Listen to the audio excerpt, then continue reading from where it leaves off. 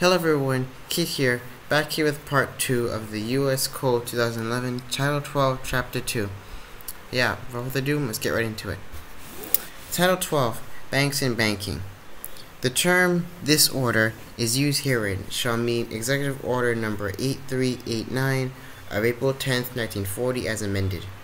Section 6, Construction with EX Order Number 560 saving clause.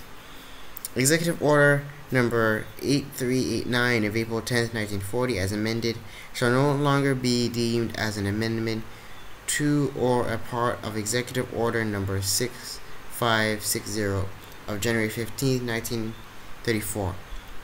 Executive Order Number 6560 of January 15, 1934 and the regulations of November 12, 1934 are hereby modified insofar as they are inconsistent with the provisions of this order, and except as so modified, continue in full force and effect. Nothing herein shall be deemed to revoke any license, ruling, or instruction now in effect and is ensued pursuant to Executive Order Number 6560 of January 15, 1934 as amended, or pursuant to this order, provided, however, that all such licenses, rulings, or instructions shall be subject to the provisions thereof. Any amendment, modification, or revocation by or pursuant to the provisions of this order or of any orders, regulations, rulings, instructions, or licenses shall not affect any act done or any suit in proceeding had or condemned in any civil or criminal case prior to such amendment, modification, or revocation, and all penalties, forfeitures, and liabilities under such orders, regulations, rulings, instructions, or licenses shall continue and may be enforced as if such amendment, modification, or revocation has not been made. Section 7. Regulations by Secretary of the Treasury. Without limitation as to any powers or authority of the Secretary of the State, Secretary of the Treasury, or the Attorney General under any provision of this order, the Secretary of the Treasury is authorized and empowered to prescribe from time to time regulations, rulings, and instructions to carry out the purposes of this order, and to provide herein or otherwise the conditions under which licenses may be granted or by through such officers or agencies as the Secretary of the Treasury may designate, and the decision of the Secretary with respect to the granting, denial, or other disposition of application or license shall be final. Section 8. Offenses and penalties under Act November 6, 1917. Section 5 of the Act of October 6, 1917 as amended provides in part, whoever willfully violates any of the provisions of this subdivision or of any license, order, rule, regulation issued thereunder shall upon conviction may be fined not more than $10,000, or if a natural person may be imprisoned for not more than 10 years or both, and any officer, director, or agent of any corporation who knowingly participates in such violation may be punished by a like fine, imprisonment, or both. Section 9. Amendments of order and regulations prescribed thereunder.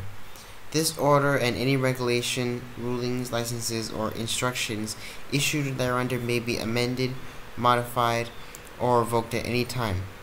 The regulations and general rulings issued thereunder by Secretary of the Treasury were approved and confirmed by Res. May 7, 1940. Executive Orders 8446, 8484, 8565, 8741, 8711, 8721, 8746. Revocation of executive orders pertaining to regulation and acquisition of holding of other transactions in gold.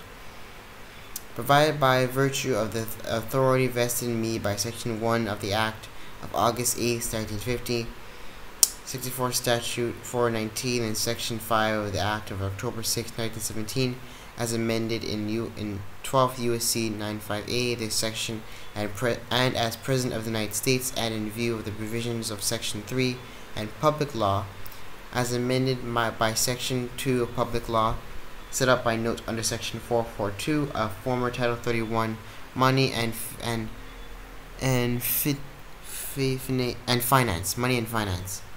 It is ordered as follows. Section 1. Executive Order 6260 as August 28, 1933, as amended by Executive Order Number 2359 of October 59, 1933, Executive Order 6556 of January 12, 1934, Executive Order Number 6560 of January 15, 1934, Executive Order Number 10896 of November 29, 1960, Executive Order Number 10905 of January 14, 1961, and Executive Order Number 11037 of July 20, 1962. The 5th and 16th paragraph of Executive Order Number 6073, March 10, 1933, formally set out as a note under Section 95 of this title. Section 3.4 of Executive Order Number 6359 of October 25, 1933, formally set out as a note under Section 248 of this title, and Paragraph 2D of Executive Order Number 10289 of September 17, 1951, set out as a note under Section 301 of Title 3, the President and hereby revoked. Section 2.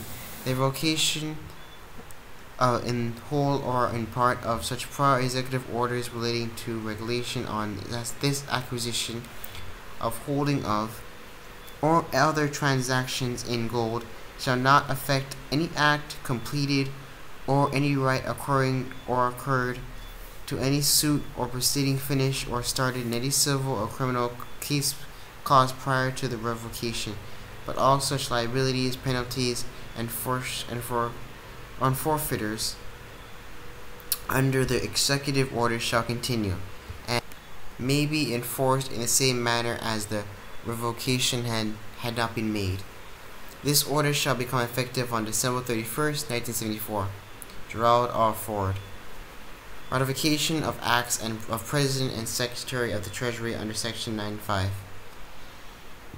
The actions, regulations, rules, licenses, or orders and proclamations therefore or hereafter taken, promulgated, made, or issued by the President of the United States or the Secretary of the Treasury since March 4, 1933, pursuant to the authority conferred by Section 95 of this title, are approved and confirmed. Subchapter 5. Obtaining and issuing circulating notes. Yeah, these are all notes here. I'm not going to read these guys. These are 121A. Redemption of notes unidentifiable as to bank of issue. Whenever any Federal Reserve Bank notes or Federal Reserve notes are presented to the Treasurer of the United States for redemption, and such notes cannot be identified as to the bank of issue or the bank through which has issued, the Treasurer of the United States may redeem such notes under such rules and regulations as the Secretary of the Treasury may prescribe. Redeemed notes of unidentifiable issue funds charged against. Federal Reserve Bank notes redeemed by the Treasurer of the United States under Section 121 of this title shall be charged against the balance of deposits for the retirement of Federal Reserve bank notes under the provisions of Sections 122 and 445 of this title, and charges for Federal Reserve notes redeemed by the Treasurer of the United States under Section 121 of this title shall be apportioned among the 12 Federal Reserve banks as determined by the Board of Directors of the Federal Reserve System. And yeah, that's about it. Like, subscribe, and I'll see you guys next video. I'll leave a link to this document down in the description below for you guys to read. It's very important.